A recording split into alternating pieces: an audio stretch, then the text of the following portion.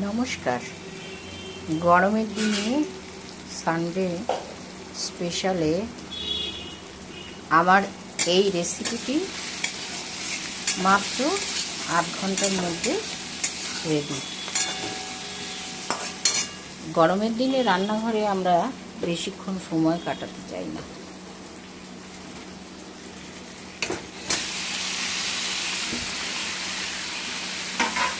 এটা ম্যারিনেট করে রেখেছিলাম,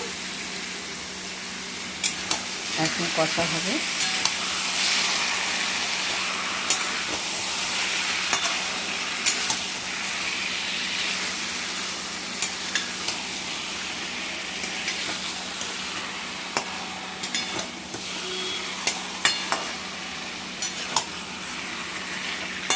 আধ ঘন্টা মতো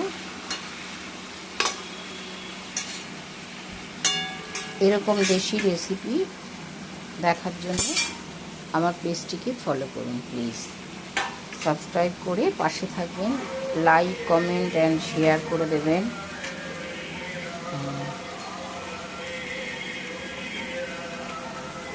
আর